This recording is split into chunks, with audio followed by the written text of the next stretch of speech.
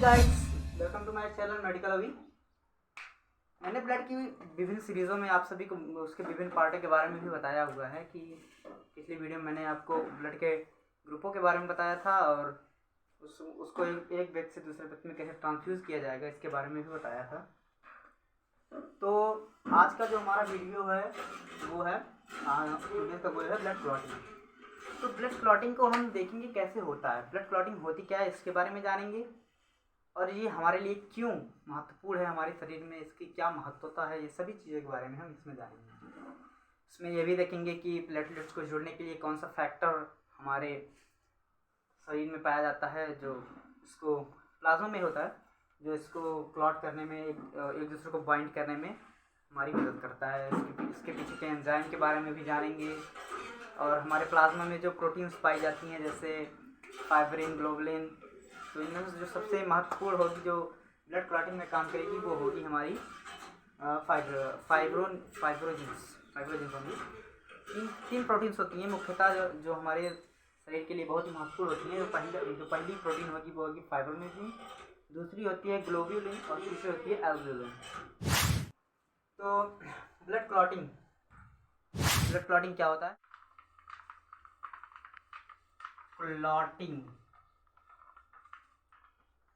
Blood clotting को एक process और कहा जाता है जिसे हम कहते हैं हीमोस्टैटिस।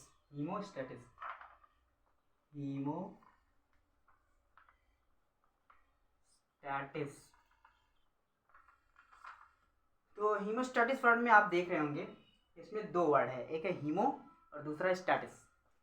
हीमो का मतलब होता है हीम यानी हीमो और स्टैटिस। तो हीम मीन्स क्या होता है? हीम, HEM, हीम मीन्स होता है ब्लड। और जो स्टैटिस का मतलब स्टे यानी रुका हुआ हो, यानी स्टैटिस का मतलब होता है स्टिल, स्टे, ठीक है। हीमोस्टैटिस वर्ड का मतलब या क्या हो जाए कि ब्लड का रुकना। अब आप सोच रहे होंगे कि अगर हमारे शरीर में ब्लड रुक जाएगा तो इससे क्या होगा कि हमारे शरीर में बहुत से डिस्टर्बेंस आ जाएंगे भाई, हमारा हार्ट सही से काम नहीं करेगा, बाकी बॉडी पार्ट्स भी काम नहीं करेंगे। इसका मतलब वो नहीं है। इसका मतलब है कि जैसे हमारे अंदर कोई ट्रॉमा हो जाता है या कोई इंजरी हो जाती है, कट लग जाती है हमारी छोटी आर्टरीज में, इससे ब्लड लॉस होता है जो इन्वायरमेंट में जाता है, तो उस ब्लड का कोई भी कार्य नहीं होता, वो ब्लड व्यर्थ हो जाता है। तो उस ब्लड लॉस को बचाने के लिए जो प्रोसेस होती है उसे हम कहते हैं हीमोस्टैटिक प्रोसेस यानी ब्लड क्लॉटिंग प्रोसेस। ये हमारे शरीर के लिए बहुत ही ज़्यादा महत्वपूर्ण प्रोसेस होती है। अब जैसे मान लीजिए अगर बाई चांस आजकल के युवा को आप जान ही रहे हैं कि कितने फ्लाईओवर पे चलते हैं भाई साहब, 100 की स्पीड में चलेंगे, कहीं हाईवे बन ही गया है, सभी जगह पे चलते हैं भाई, कह सकते हैं, मैं भी चलता हूँ, उसमें कोई कहने वाली बात नहीं है, सभी चलते हैं। तो मान लीजिए खुदा ना वास्ता कि कहीं पर आपका एक्सीडेंट हो जाता है तो आपकी ब्लड क्लॉटिंग होगी ना। ब्लड क्लॉटिंग ही तो आपको बचाती है। अभी आपको मान लो एक्सीडेंट हो गया तो डॉक्टर के पास आप जाते हो तो कभी कभी डॉक्टर कहते हैं इसका एक्सेसिव ब्लड लॉस हो गया, यानी कि बहुत ज़्यादा ब्लड लॉस हो गया है, इन्हें ब्लड चढ़ाना पड़ेगा। तो जो ब्लड चढ़ाने वाली बात है उसको मैंने पिछली वीडियो में कवर कर लिया है, उसको आप ज़रूर देख लीजिएगा। और जो अब इसमें जो ब्लड जमने वाली बात है कि ब्लड रुक कैसे जाता है, तो इसको इस वीडियो में हम जानेंगे। तो इसमें क्या होता है, मान लीजिए कोई व्यक्ति जा रहा है और एक्सीडेंट हो जाता है। तो एक्सीडेंट हुआ, हमारे शरीर की जो ऊपरी परत इसमें ज़्यादा बड़ी आर्टरीज नहीं है, कैपिलरीज होती हैं। कैपिलरीज मतलब आप जानते होंगे ना, जो आर्टरी और वेंस का सबसे छोटी विभाजन होते हैं उसे हम कैपिलरीज बोलते हैं, जो हमारे टिश्यूज और सेल्स में जाती हैं। तो ये क्या हो गया कि कैपिलरीज होती हैं और या मान लीजिए छोटी आर्टरीज होती हैं। तो ये आर्टरीज क्या करेंगी, ये आर्टरीज जब हम गिरते हैं, डैमेज होता है, तो वो आर्टरीज कट होती हैं। उन आर्टरीज में से जो ब्लड बाहर की ओर बह रहा है उसको रोकने के लिए ये प्रोसेस, हीमोस्टैटिक प्रोसेस, कारगर होती है। तो हीमोस्टैटिक प्रोसेस को हम ब्लड क्लॉटिंग भी कहते हैं। अब इस ब्लड क्लॉटिंग का मतलब क्या होता है, इसमें क्या क्या फैक्टर्स काम करते हैं, मेनली किस चीज़ का उपयोग होता है, महत्वता होती है कि इसमें ब्लड का कौन सा पार्ट इसमें महत्वपूर्ण होता है जो इसके लिए ज़रूरी है, तो उसको हम जानिए। Blood clotting. ब्लड क्लॉटिंग के लिए 3 मेन स्टेप्स होते हैं। तो लिखते हैं कि ये 3 मेन स्टेप्स क्या होते हैं। तो पहले लिखेंगे हम ब्लड क्लॉटिंग का जो पहला स्टेप होगा, जो पहला स्टेप होता है वो होता है blood vessel contraction. Blood vessel contraction, blood vessel contractions होता है। तो दूसरा होगा, दूसरा उसमें क्या होता है कि प्लेटलेट्स प्लंग बनेगा। Platelets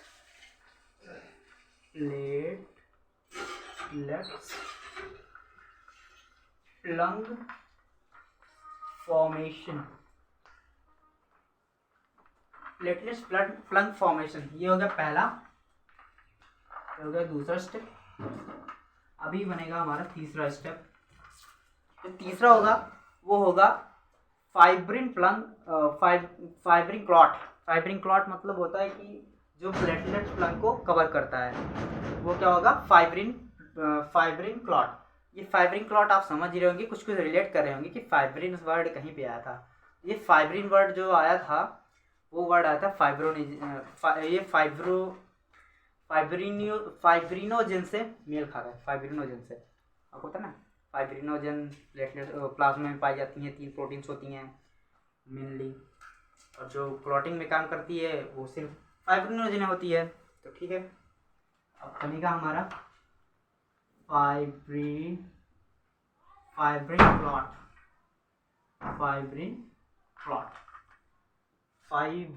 clot. तो अभी हम थोड़ा उसके बारे में चित्र के माध्यम से समझेंगे। अभी हम आपको विजुअल बनाएंगे। तो ब्लड क्लॉटिंग का जो पहला स्टेप है, पहला स्टेप मैंने क्या बताया था आपको, ब्लड वेसल कॉन्ट्रैक्शन, यानी कि ब्लड वेसल्स जो होती हैं अपने आकार से जहाँ पे इंजरी होती है, कट हो जाता है, वहाँ से कॉन्ट्रैक्ट होती है, जिससे उससे भी क्या होगा कि जो ब्लड के बहने की मात्रा होगी वो रिड्यूस हो जाएगी, यानी ब्लड कम बाहर की ओर निकलेगा। तो देखते हैं चित्र के माध्यम से। मान लीजिए ये एक ब्लड वेसल है, ब्लड वेसल है, ये क्या है, ब्लड वेसल, ये ब्लड वेसल है। ये हमारे आरबीसीज जा रही हैं भाई साहब, आरबीसीज हैं भाई ये।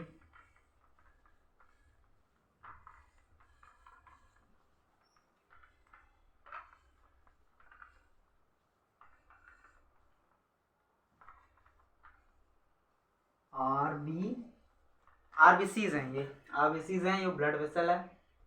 तो अभी आप यहाँ पे देख रहे हो, इसमें क्या हो रहा है कि यहाँ पे जो एरिया है ब्लड वेसल का वो ज़्यादा है, यहाँ पर भी एरिया ज़्यादा है, क्योंकि यहाँ पे इंजरी नहीं है। लेकिन जब इंजरी हो जाती है, मान लीजिए ये है इंजरी प्लेस,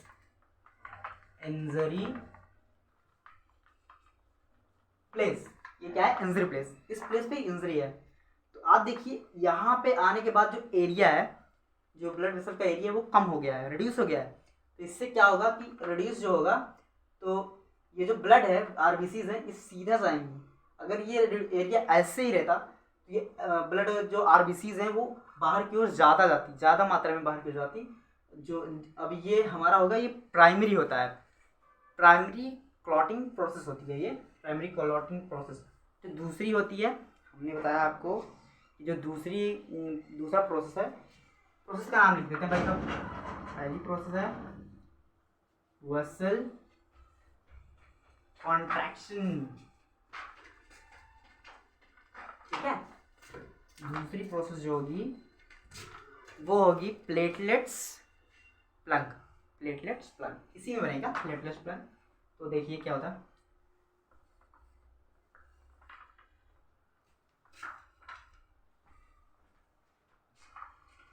तो मैं थोड़ा चेक कर लेता हूँ कि ये वीडियो में सही से आ रहा है कि नहीं आ रहा। आ रहा है, कोई बात नहीं। तो अभी देखिए अब क्या होगा।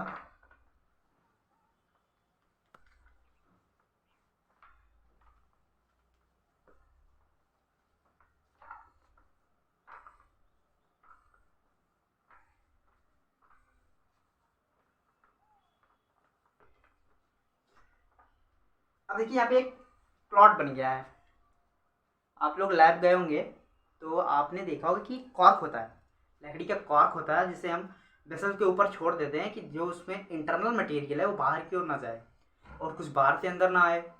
देखा ही होगा ना, कॉर्क कॉर्क होता है ना एक लकड़ी का, जो वेसल के ऊपर लगाया जाता है मुंह को बंद करने के लिए।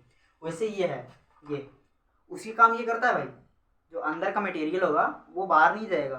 देखिए पहले क्या हुआ कि जब कॉन्ट्रैक्शन हुई उस वक्त कॉन्ट्रैक्शन का मेन मतलब ये था कि जो ब्लड का वॉल्यूम बाहर की ओर जा रहा है वो उस वॉल्यूम को कम कर दिया जाए। अब जो ये दूसरी प्रोसेस में बना है प्लंग, ये कौन सा प्लंग है? Platelets plunge, platelets plunges, platelets plunge है। अब इस प्लेटलेट्स प्लंग, ये यू है, यू नॉट ओ, यू है, प्लेटलेट प्लंग्स, प्लेटलेट प्लंग। अब आप लोगों ने प्लेटलेट के बारे में, आप तो प्लेटलेट के बारे में जानते होंगे भाई, मैंने आपको पिछली वीडियो में बता ही दिया कि उसे थ्रोम्बोसाइट्स भी कहते हैं। थ्रोम्बोसाइट्स का मेन मतलब आपको पता है क्या होता है? थ्रोम्बोसाइट्स का मेन मतलब होता है ब्लड क्लॉटिंग में काम करना, ब्लड क्लॉटिंग में काम करना। तो ये क्या होता है? Platelet plugs. ये प्लेटलेट प्लग्स जो होती हैं यही क्लॉटिंग फैक्टर्स को अपने पास रखती हैं। इनमें क्या होता है कि प्लेटलेट्स प्लग में जो क्लॉटिंग फैक्टर्स हैं, जैसे फाइब्रोनिजन वाली प्रोटीन हो जाती है वो भी है, एक वो होता है, एक फैक्टर होता है, कॉम्प्लेक्स फैक्टर होता है, उसे बोलते हैं वॉन विल्ब्रांड, ये भी एक प्रोटीन होती है। ये क्या करती है कि प्लेटलेट्स एक ही तो नहीं होगा कि आपके पास इतने सारे अमाउंट्स में हो जाएगी कि इकट्ठे जाके वो हो जाएंगे, क्लॉट हो जाएंगी, नहीं, छोटे छोटे टुकड़ों में होती है, क्योंकि हमारी आरबीसीज भी छोटी छोटी हैं। तो आप इमेजिन कर ही सकते हैं भाई कि ये जो प्लेटलेट्स होंगी ये कितनी छोटी होंगी। तो इतना बड़ा क्लॉट बनाने के लिए, इतना बड़ा क्लॉट बनाने के लिए कोई ना कोई एडहेसिव मतलब समझ रहे हो ना, जैसे हम लोग फेविकोल्स का उपयोग करते हैं किसी चीज़ को जोड़ने के लिए, वैसे ही इधर भी किसी चीज़ का उपयोग करना चाहिए। तो जो एडहेसिवनेस को, प्लेटलेट्स को और इंजर्ड वॉल को एक दूसरे से जोड़ता है, वो जो फैक्टर है वो फैक्टर होता है वॉन विल्ब्रांड। ये एक प्रोटीन होती है, कॉम्प्लेक्स प्रोटीन होती है। ये कहीं पर कहाँ लिखूँ मैं, कहाँ लिखूँ, यहाँ पे लिख देता हूँ, ठीक रहेगा, लिख देता हूँ वॉन विल्ब्रांड। इसका जो पहला काम होगा, एक्यूमुलेट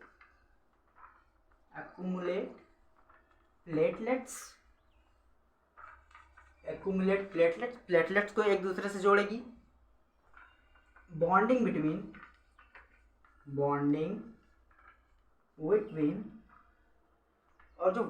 और एक बॉन्ड बनाएगी। किसके बॉन्ड मतलब समझ रहे हो ना? बॉन्ड मतलब केमिस्ट्री वाला बॉन्ड नहीं है भाई।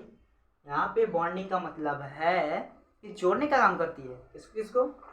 प्लेटलेट्स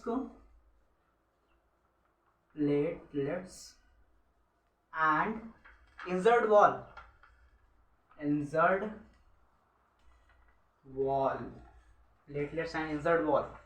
अच्छा, अगर आप ये सोच रहे होंगे कि इसकी क्या ज़रूरत है वॉन विल्ब्रांड की, मान लीजिए आपके पास वॉन विल्ब्रांड नहीं है, आपके ब्लड में वॉन विल्ब्रांड है ही नहीं, या ऐसा आप इमेजिन कर लीजिए कि आपके पास वॉन विल्ब्रांड है ही नहीं, मतलब मानव जात के अंदर वॉन विल्ब्रांड जो कॉम्प्लेक्स प्रोटीन वो है ही नहीं, ठीक है, ऐसा आप मान लीजिए।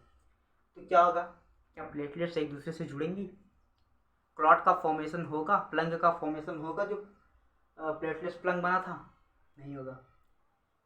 अगर प्लेटलेट्स प्लंग नहीं बनेगा तो क्लॉटिंग फैक्टर एक दूसरे के साथ नहीं आएंगे। क्लॉटिंग फैक्टर एक दूसरे के साथ नहीं आएंगे तो ब्लड क्लॉटिंग नहीं होगी, जिससे आपका एक्सेसिव ब्लड लॉस हो जाएगा और जिससे आपकी डेथ भी हो सकती है। तो वॉन विल्ब्रांड का मतलब आपको समझ में आ गया? ये क्या है? एक कॉम्प्लेक्स प्रोटीन है जो एडहेसिव का काम करती है, प्लेटलेट्स को एडहेस करती है और प्लेटलेट्स और इंजर्ड वॉल को भी एडहेस करती है। तो ठीक है, अच्छी बात है भाई साहब, आप समझ ही गए होंगे। तो अभी देखिए अभी क्या बन गया आपके पास, प्लेटलेट्स प्लंग बन गई है। उसका मेन कारण जो होगा, उसका जो सहयोगी कोऑर्डिनेट होता है, को एसोसिएट होता है, वो जो होता है वो ऑनबिल ब्रांड एक कॉम्प्लेक्स प्रोटीन होती है जो इसको जोड़ने का काम करती है। किस किस से, प्लेटलेट्स को भी जोड़ती है और इंजर्ड वॉल को भी जोड़ती है एक दूसरे से, प्लेटलेट्स से और इंजर्ड वॉल को एक दूसरे से जोड़ने का भी काम करती है और आपस में प्लेटलेट्स को भी जोड़ती है। अभी क्या होगा कि इन दोनों को जब ये सब हो जाता है, सब प्रोसेस हो जाती है, तो प्लंग का फॉर्मेशन हो जाएगा। अभी देखिए अब क्या ये हो सकता है कि इधर से थोड़ा प्रेशर बने, प्रेशर जब लगेगा तो ये मूव करेगा, क्योंकि इसके पास अभी ये ऐसा कुछ नहीं है कि ये इसको स्टेबल बना दे। ये अभी स्टेबल नहीं है, ये मूव कर सकता है भाई, ये मूव कर सकता है। तो ये जब मूव करेगा तो अभी हमको इसको स्टेबल करना पड़ेगा।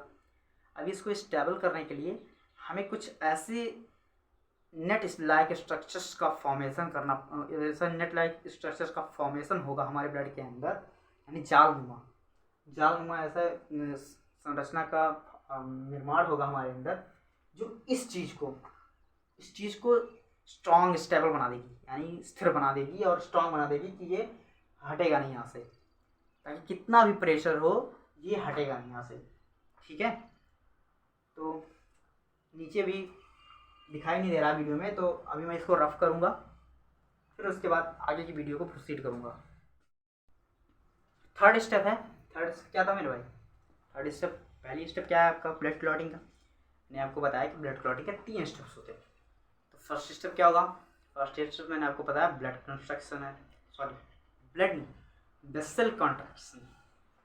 दूसरा क्या था कि प्लेटलेट्स प्लंग का फॉर्मेशन हो गया। अब हमारे पास प्लेटलेट्स प्लंग का फॉर्मेशन हो गया है, वो स्टेबल नहीं है, वो मूवेबल है, just slightly movable, not too much, slightly movable. ये मतलब अगर प्रेशर ज़्यादा बढ़ेगा तो वो फट सकता है, वो इतना ज़्यादा स्टिल स्ट्रॉन्ग नहीं है।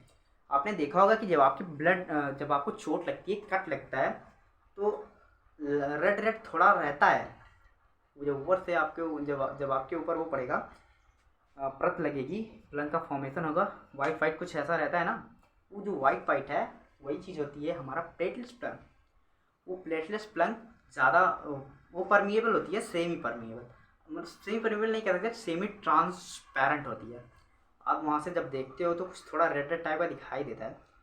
उसमें क्या होता है कि अगर वो इतना ज़्यादा स्ट्रॉन्ग भी नहीं होती, वो एक पॉलीथीन टाइप की होती है, ज़्यादा स्ट्रॉन्ग नहीं होती। तो उसमें क्या होगा कि अगर ब्लड प्रेशर हमारा, कि अगर हम कोई ज़्यादा मेहनत वाला काम करते हैं या थोड़ा स्ट्रेसफुल वर्क करते हैं या ज़्यादा एनर्जी वाला वर्क करेंगे, तो थोड़ा प्रेशर हमारे ब्लड में बढ़ता है, ऑब्वियसली आपको पता ही होगा। तो उससे क्या होगा कि अगर ये उतनी ज़्यादा वो नहीं होती है, क्या बोलते हैं कि स्ट्रॉन्ग नहीं होती है, इसलिए कहते हैं कि जब चोट लगी हो तो देखिए आपको कुछ दिन का रेस्ट दिया जाता है। जब आप कोई भी, मान लीजिए कोई किसी फैक्ट्री में किसी वर्कर को लग जाती है चोट, उसका थोड़ा ब्लीड होने लगता है, तो उसको क्या होगा कि वो नहीं देते हैं, थोड़ा रेस्ट दे देते हैं कि आप इतने दिन तक रेस्ट कर लीजिए, आपका जब ठीक हो जाएगा आप तब आइएगा, ऐसा बोलते हैं ना। क्योंकि अगर जैसे देखिए कुछ दिन बाद आता है कि कह रहा है मेरे ब्लड बंद हो गया, मान लीजिए उसकी थोड़ी, उसके अंदर विटामिन के की मात्रा अधिक है। विटामिन के आपको पता ही होगा ना कि वो क्लॉटिंग में हेल्प करती है हमारे, मान लीजिए वो चीज़ है और उसके पास उसकी जो ब्लड क्लॉटिंग कैपेबिलिटी है वो अच्छी है, वो कुछ देर बाद ब्लड क्लॉट बंद हो जाता है, तो फिर भी नहीं कहते कि आप आइए काम करिए, आप कहते हैं कि आप रेस्ट करिए। क्यों? क्योंकि वो जो प्लंग बना हो, उस समय वो प्लंग बना होता है, वो जो प्लेटलेट्स प्लंग बना हुआ है वो ज़्यादा स्ट्रॉन्ग नहीं होता है। जब आप कुछ ज़्यादा फोर्सेबल वर्क करेंगे तो स्ट्रेस पड़ेगा उस पर भी, जिससे वो फट सकती है। तो इसको और स्ट्रॉन्ग बनाने के लिए हमारे पास एक प्रोटीन होती है जो हमारे प्लाज्मा में पाई जाती है, जिसे हम कहते हैं फाइब्रिनोजन प्रोटीन। कौन सी प्रोटीन है? अच्छे से, फाइब्रिनोजन प्रोटीन, ये फाइब्रिनोजन प्रोटीन होती है। तो अब हम देखेंगे कि फाइब्रिनोजन का जो क्लॉट बनेगा वो कैसे बनता है। तो अभी उसको फिगर के बारे में बाद में बताऊंगा, पहले देखते हैं कि फाइब्रिनोजन का जो क्लॉट होता है वो कैसे बनता है। तो हमारे शरीर में जो वो प्रोटीन है वो कौन सी प्रोटीन है, प्लाज्मा में पाई जाती है क्लॉटिंग के लिए, वो प्रोटीन है फाइब्रिनोजन प्रोटीन। फाइब्रिनोजन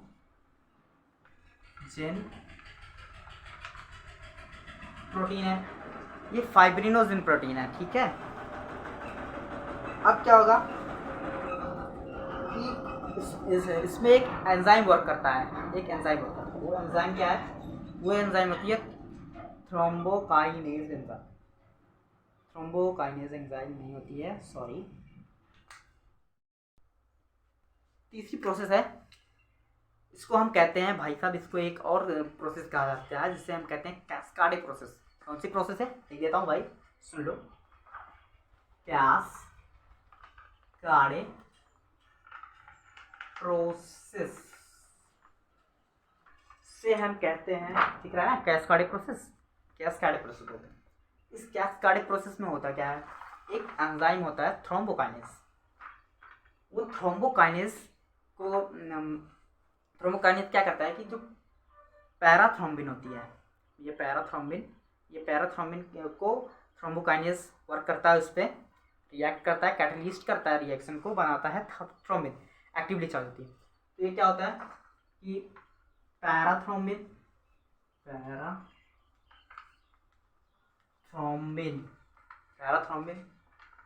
कन्वर्ट हो जाएगा। पहली प्रोसेस है कैस्केड प्रोसेस की, पहला स्टेप है इसकी प्रेजेंस में थ्रोम्बोकाइनेज के प्रेजेंस में थ्रोम्बिन बनाएगा। थ्रोम्बिन, ये पहला प्रोसेस हुआ। इसमें क्या हुआ कि पैराथ्रोम्बिन हमारे अंदर पाया जाता है, उसका कन्वर्जन होता है थ्रोम्बिन में, थ्रोम्बोकाइनेज एंजाइम के प्रेजेंट में। ये जो पैराथ्रोम्बिन है ये क्या होता है, कैसा होता है, ये एक्टिव नहीं होता, नॉन एक्टिव होता है। नॉन एक्टिव थ्रोम्बोकाइनेज एंजाइम के प्रेजेंट में थ्रोम्बिन में चेंज होगा। वो थ्रोम्बिन क्या होती है, एक्टिव होती है। अब ये जो थ्रोम्बिन है, नेक्स्ट स्टेप पे चलते हैं। नेक्स्ट स्टेप क्या होगा, जो फाइब्रिनोजन है, फाइब्रिनोजन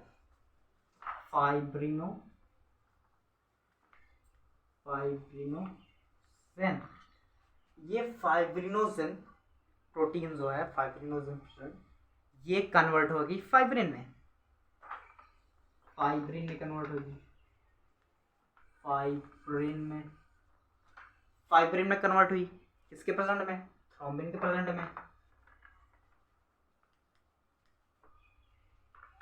प्रेजेंट में, अब देखिए क्यों पैराथ्रोम्बिन ने इस पे अटैक नहीं किया। अगर ये नॉन एक्टिव है, नॉन एक्टिव चीज़ स्टेबल होती है, वो किसी भी चीज़ को स्टिमुलेट नहीं करती है। लेकिन जो चीज़ एक्टिव हो जाती है, वो चीज़ क्या करती है कि वो प्रोसेस में कुछ ना कुछ गड़बड़ी करती है। जो चीज़ एक्टिव हो जाती है, वो जो स्लाइटली मूवेबल प्रोसेस होती है हमारे बॉडी की, उसमें थोड़ा गड़बड़ी करती है। तो वो क्या करती है, वो गड़बड़ी जो है, यानी वो जो चेंज होता है, गड़बड़ी का मतलब समझ रहे हो ना आप, चेंज जो चेंज होगा, वो चेंज ये हो जाएगा कि ये जो फाइब्रिनोजन प्रोटीन है, ये इनएक्टिव फॉर्म में है।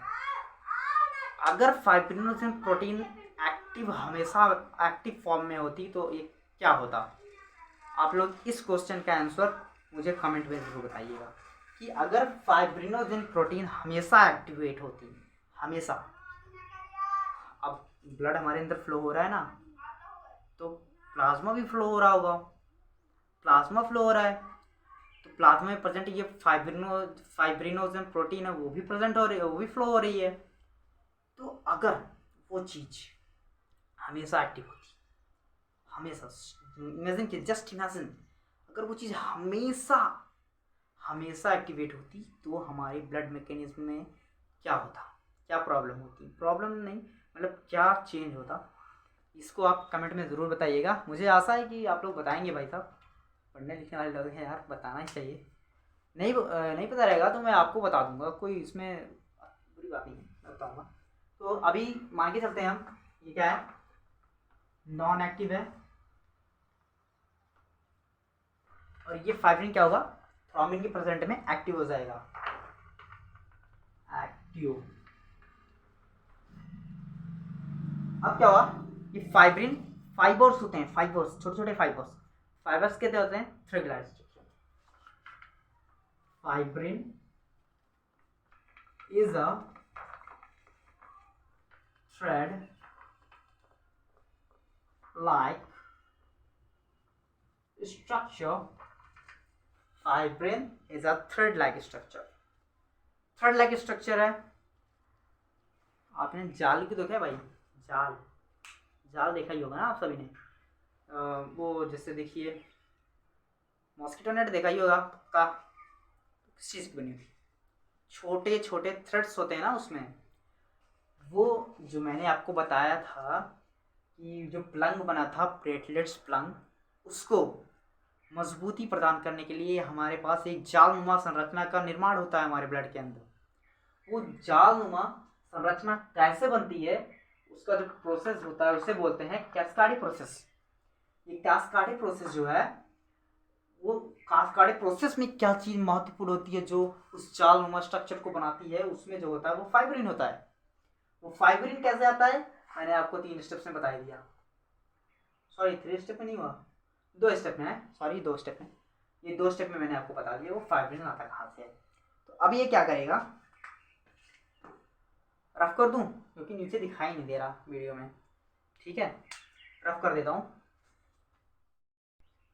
तो तीसरा स्टेप क्या था ब्लड क्लॉटिंग का, ब्लड क्लॉटिंग का तीसरा स्टेप था fibrin clot formation.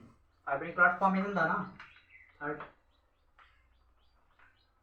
Fibrin clot formation, fibrin clot formation है। तो इसमें जो फिगर बनेगा सेम फिगर रहेगा, सेम, कोई ज़्यादा चेंज नहीं है। ये फिगर बना, ये ब्लड वेसल है, ये आरबीसीज हैं,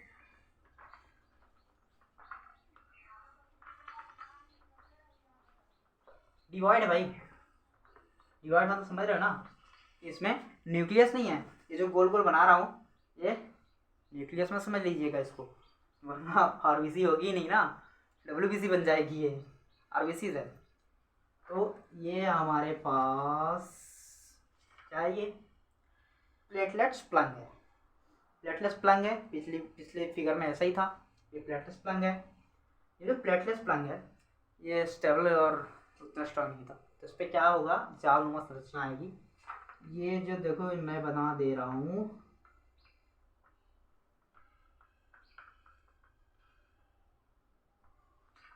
ये क्या होगा, फाइब्रिन्स, फाइब्रिन्स हो गए। अब ये क्या हुआ, अब ये चीज़ वो हो जाएगी, क्या होता है, सॉरी, अब ये चीज़ स्ट्रांग हो जाएगी, कितना भी प्रेशर छोड़ो ब्लड ऊपर से नहीं आएगा। अभी आप सोच रहे होंगे इतनी बकवास में, सॉरी बकवास नहीं है, अच्छी बात है, इतना मैं बोल रहा हूँ, इतना चीज़ें बता रहा हूँ मैं आपको, ये हम प्रैक्टिकली में कैसे देखें। तो प्रैक्टिकली में मैं आपको इमेजिन करवाता हूँ। मान लीजिए आप पतंग बना रहे हो, सपोज है आप पतंग बना रहे हो, पतंग का मौसम आ गया भाई, पतंग आ गया, देखो इतनी चल रही हैं पतंगे, उड़ रही हैं हमारे वहाँ बाहर, बहुत सारी पतंगे उड़ रही हैं। मान लो आप बना रहे हो, ठीक है, ब्लेड का यूज़ करते हो ना, ब्लेड तो यूज़ ही करोगे, काटोगे कैसे, बना मतलब खरीदना नहीं है, बनाना है। सपोज दैट आपको कट लग गया, कट लगा, कुछ दिन बाद आप, कुछ देर बाद देखोगे कि ब्लड क्लॉट हो गया, क्लॉट हुआ, वो क्यों हुआ, इसमें किसी उसका रोल नहीं है। ये जो सारी प्रोसेसेस हैं ये इंटरनल प्रोसेस हैं, एक्सटर्नल प्रोसेस नहीं है। हमारे ब्लड की एक खूबी होती है कि जब वो एटमॉस्फेरिक ऑक्सीजन के कांटेक्ट में आता है तो वो क्लॉट हो जाता है, वो बाहर से क्लॉट हुआ। क्लॉट हुआ। अभी क्या होगा, कुछ दिन बाद देखोगे आपके पास ये क्लॉट हमेशा के लिए, ऊपर वाला क्लॉट मान लीजिए हट गया। अब क्या होगा, इसमें जो वो होंगी, फिर प्लंग का फॉर्मेशन होगा। सीधी बात है, प्लंग का फॉर्मेशन। अब इसको कहते थे कि भाई साहब अब प्लंग कैसे हुआ। तो अभी क्या हुआ कि कट लगा था, ब्लड क्लॉट रुक गया, ऊपर वाला सब कुछ साफ भी हो गया। आप देखोगे कि एक ट्रांसपेरेंट होती है, थोड़ी पतली झिल्ली टाइप की, उस पर कुछ ऐसे ऐसे लग गया। लगेगा नहीं कि है आपके पास, लेकिन रहता है वो।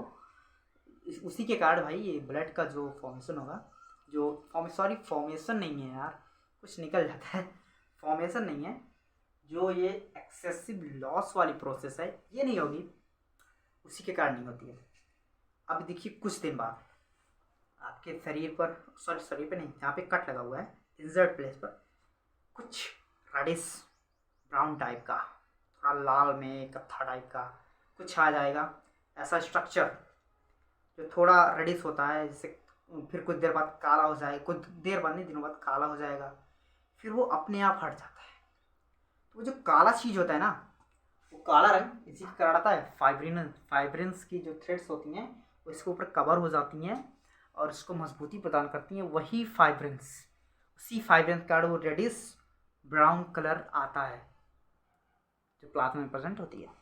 ठीक है, रेडिश ब्राउन कलर आ गया। तो मैंने आपको प्रैक्टिकली भी बता ही दिया कि इमेजिन कर लो, कुछ दिन बाद इसको नॉलेज को अपने पास रखो, उसके बाद जब कभी कुछ होगा तो एक्सपेरिमेंट कर लेना। ठीक है, तो ये तो हो गया। अभी हमारे पास क्या बचा है, अब आपको एक चीज़ और बता देता हूँ। आपने देखा होगा कि वो चीज़ हट जाती है, जो क्लॉट फॉर्मेशन हुआ है फाइब्रिन का, जो फाइब्रिन का क्लॉट फॉर्मेशन हुआ है, ये परमानेंट सॉल्यूशन नहीं है ब्लड के एक्सेसिव लॉस को रोकने के लिए। क्योंकि आप देख रहे हो कि जब ये कुछ दिन बाद ये जो ब्लैक रेडिश ब्राउन कलर का जो ये चीज़ बना हुआ है, ये कुछ दिन बाद हट जाता है ना। आपको क्या स्टैटिक प्रोसेस बता दी, बाकी चीज़ें बता दी। तो अभी जो 19 चीज़ है वो ये है, कुछ देर बाद, कुछ दिनों बाद, जब आपका जो रेडिश ब्लैक का जो होता है कलर का ऊपर जो कवर लगती है, यानी जो क्लॉट का फॉर्मेशन हुआ फाइब्रिन वाला, वो हट जाता है। यानी अब आप क्या सोचोगे, अब आप ये सोचोगे कि मान लो क्लॉट भी हट गया, तो क्लॉट बनने का फ़ायदा क्या हुआ भाई। अगर क्लॉट हट ही गया तो उसमें फ़ायदा क्या हुआ, फिर से ब्लड क्लॉट जो ब्लड होगा वो फिर से लॉस होने लगेगा। नहीं, ऐसा नहीं है। आपने देखोगे ऊपर वाला जो ब्लड हट जाती है, तो जो स्किन, मान लीजिए स्किन हटा, स्किन के ऊपर कट लगा हुआ है, वो आर्टरीज कट हुई है, तो वो आर्टरीज जिस कनेक्टिव टिश्यू की बनी हुई है, उस कनेक्टिव टिश्यू का फॉर्मेशन होता रहता है साथ साथ में। जैसे जैसे वो चीज़ निकलती रहती है, उसका फॉर्मेशन धीरे धीरे बढ़ता रहता है। तो जब उसका फॉर्मेशन बढ़ता रहता है, तो जब वो पूरी निकल जाती है, पूरा फॉर्मेशन भी हो जाता है उस कनेक्टिव टिश्यू का। तो जब ये कनेक्टिव टिश्यू पूरी तरह जुड़ जाती है, तब ये क्लॉट हटता है। और जब ये क्लॉट हटेगा, यानी जो इंजर्ड सेल वॉल थी वो मेंड हो गई। मेंड का मतलब होता है कि वो पुनर्निर्माण हो, उसका पुनर्निर्माण हो गया है, पुनर्निर्माण हो गया है भाई साहब, पुनर्निर्माण हो गया है, तो अब ब्लड लॉस ही नहीं होगा। तो ब्लड क्लॉटिंग में पढ़ाने का मेरा मतलब इतना ही था। तो मुझे लगता है मैंने आप सबको ज्ञान दे ही दिया है इतना। आप लोग नॉलेज को रखिए अपने पास, बढ़ते रहिए। साथ बढ़ेगा इंडिया, तभी तो बढ़ेगा इंडिया को बस बढ़ाना है भाई। अब जैसे यूक्रेन में हो रहा है, ऐसा नहीं करना है हमें, बाकी देशों को भी समझाना है, be peace and always believe peace, जियो और जीने दो भाई, क्यों इतना हंगामा कर रहे हो। तो इसी सबके साथ मैं ये आशा करता हूँ कि आप सबको वीडियो पसंद आई होगी। अगर आई है लाइक शेयर सब्सक्राइब ठोक डालिए, थोड़ा मनोबल बढ़ा दीजिए मेरा, थोड़ा टारगेट को भी पूरा कर दीजिए। टारगेट कुछ नहीं है, बस ज़्यादा नहीं, लाइक तो बनती है यार, कम से कम 100 लाइक तो करना ही चाहिए आप सभी को। इतनी मेहनत कर रहा हूँ मैं आप सभी के लिए, कुछ तो करना पड़ेगा। आप भी करिए, हम भी करें, दोनों साथ में चलेंगे, साथ में चलेगा इंडिया, तभी तो आगे बढ़ेगा इंडिया। चलिए ठीक है, कोई बात नहीं, जैसा लगे आपको वीडियो वैसा करिए। मैं नहीं कह रहा कि आप ज़रूर से ज़रूर करिए, लेकिन थोड़ा सुनना चाहिए। तो चैनल को लाइक शेयर सब्सक्राइब और वीडियो को ज़्यादा से ज़्यादा शेयर करें, थोड़ा मोटिवेशन दें हमें। यही मोटिवेशन मैं आप सभी को एक मोटिवेशन देना चाहता हूँ, वो ये है कि डर कर नौका कभी पार नहीं होती और हौसला रखने वाले की कभी हार नहीं होती। हौसला रखिए, कोशिश करते रहिए, कोशिश करते रहिए, हौसला रखिए, आपके सारे सपने पूर्ण हों, यही शुभकामना है मेरी आप सभी के साथ। तब चलिए, good bye, tata bye bye.